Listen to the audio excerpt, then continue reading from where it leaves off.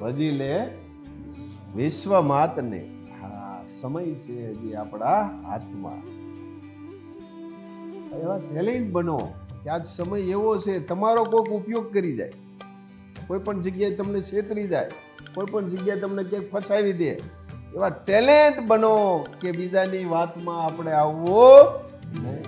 કૃષ્ણે અર્જુનને એ જ સમજાવ્યું, તું ખાસ ધ્યાન રાખજે, ક્યાંય ફસાતો નહીં. ભક્ત કેવો હોવો જોઈએ?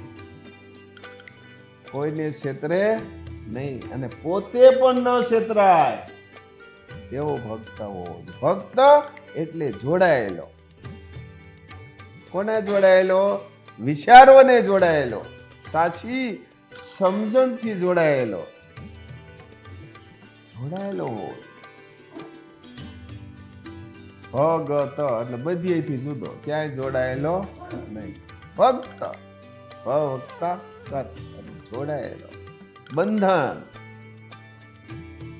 સંસ્કૃતિનું બંધન હોવું જોઈએ, વિચારોથી જોડાયેલો હોવો જોઈએ.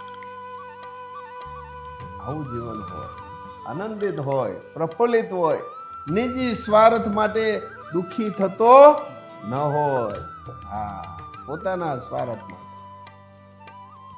આવો ભક્ત પોતાનું પણ હિત કરે અને બીજાનું પણ હિત કરે.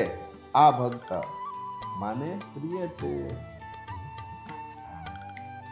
બાકી વાતોથી તે માનતા